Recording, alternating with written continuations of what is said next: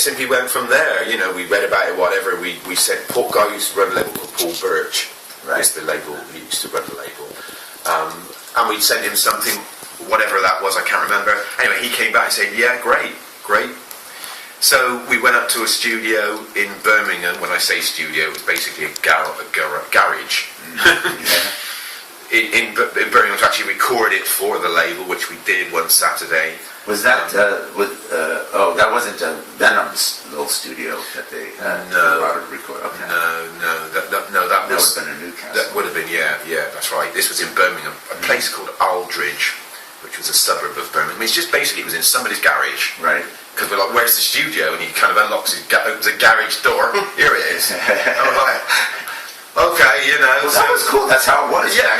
It was that, you know. And we went in there, closed the garage door, and you know. It hasn't changed. No.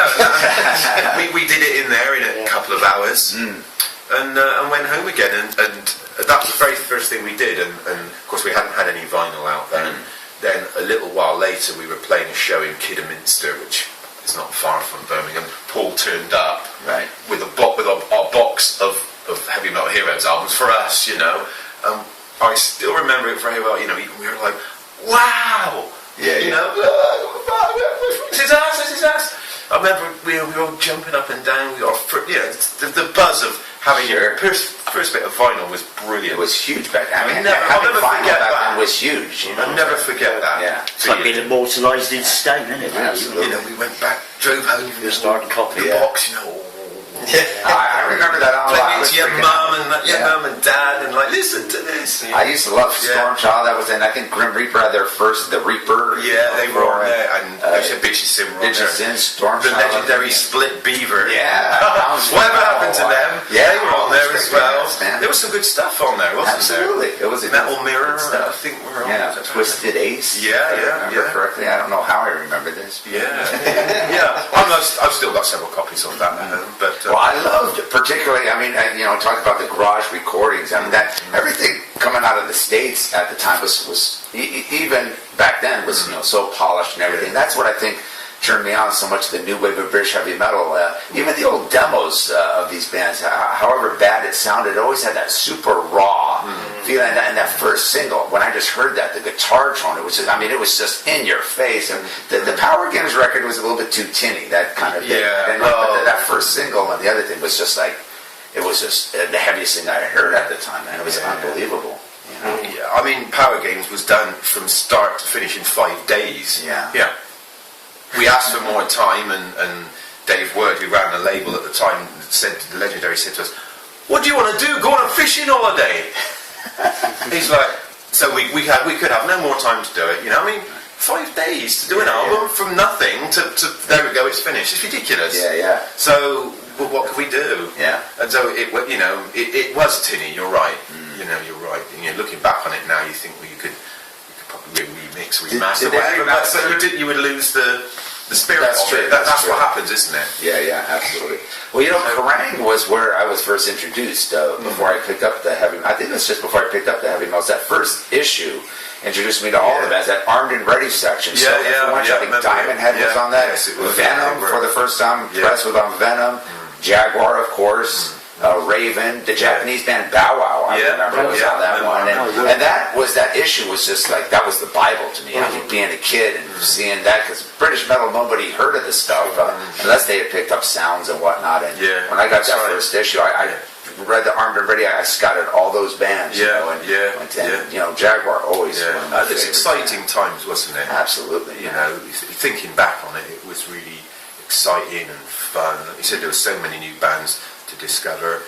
My particular 2 favourites from the NWOBHM from the era, if you like, are Raven. I mean, Rock Until You Drop. I just like now I put it on all the time. It's such a great record. Absolutely. And and Diamond Head I always liked as well. I mean, we played with Diamond Head a while ago, luckily, and I remember meeting Brian Tapley. I was like, I was really like, I don't know if you remember that. Lovely bloke. I thought, should I speak to him or not?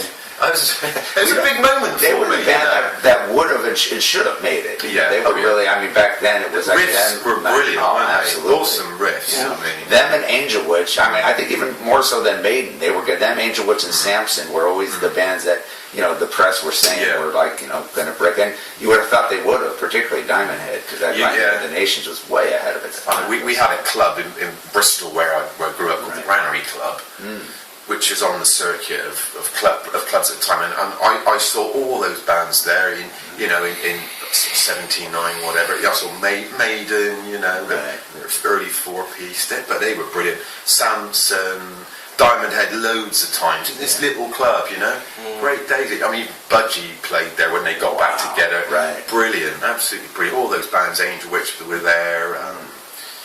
Vardis, all those, Vardis. all of the bands on the circuit at the time, they all played there.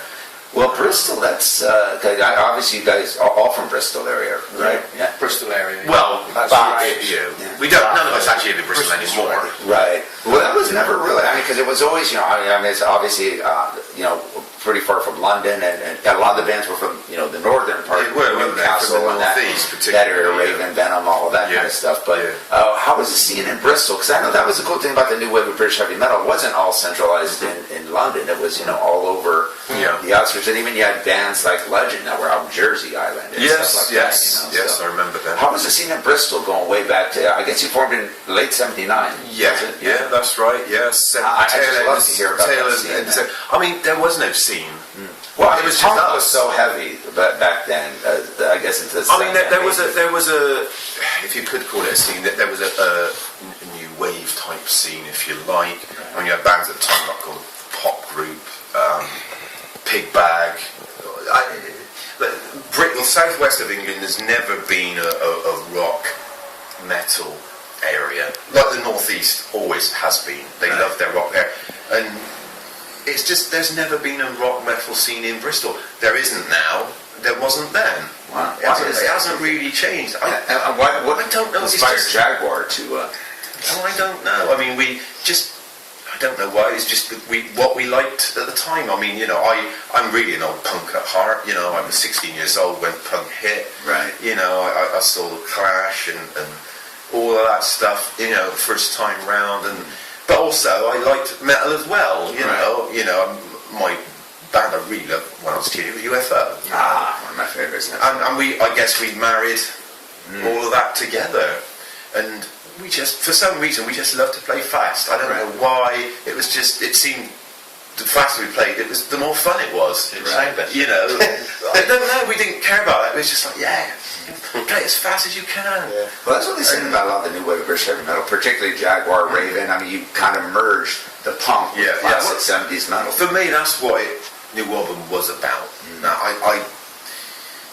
things are. I mean, I see a lot of bands. I don't see that element in an awful lot. They never had that the punk thing. I mean, that's what Maiden were initially trying to do, and I think they. Steve Harris will deny it, but when Paul Di'Anno was I was going to say when obviously Di'Anno left, the direction changed. I mean, it became more of an epic metal band. But I think, like you said, when Paul Di'Anno, he was punky. And that's what drew me to them, was that fast, snappy, great riffs, played fast, and Maiden were just awesome. I still love Maiden now, but they're not what they started out as. Like a lot of bands change, don't they? And that's understandable. But it was the fast thing, like with Raven. That's what drew me to Raven as well. I thought, brilliant, to play so fast and great riffs. Did you do shows with Maiden back in? No. No. I saw them, loads of times. As I said, in the little club, the Granary Club, when the drummer there, it was Doug Sampson was playing drums. Then it was at the 4-piece, and it was just Doug Sampson, obviously Paul Di'Anno, Steve Harris, and Dave Murray. But I still, if I think about all of the eras of Maiden, for me, that's still the best. Just the 4-piece, the classic 4-piece. How was that like? Because they obviously didn't do the harmonies. Eddie. All Eddie was this little plastic head on a piece of wood, but that stuck on the stage. That's all that Eddie was. at that time. Right. And at one point it started spitting blood, just sort of dribbled down. But that was Eddie. There was no, you know. But I don't Come a know. long way, ain't you? Yeah. There was just something different about them at the time. It was that the power there, the energy. Absolutely. And I wish someone had filmed that in those days. I see some of the old footage Yeah. of and you can see it on the bonus features of the Maiden DVDs, Yeah, Soundhouse, and yes, all that, and the interviews. That's some great I stuff. went to once we trekked all the way up from Bristol to the Soundhouse to see Neal K. Right. We went there and Nuts were playing at that I time. remember And I that. think, Who needs some? That's right. But thinking back, I thought it could have been anyone. It could have been Maiden, or Samson, but it happened to be Nuts. So I wish it had been Maiden, but it's just we all trooped up there to check out the Soundhouse. Yeah, Neal K was there. That's Rob awesome. Lunaus, the guy with the the cardboard guitar. Yeah. All of those people that we read about in Sounds, and we were Right. like, wow, it's just so cool to be there. That's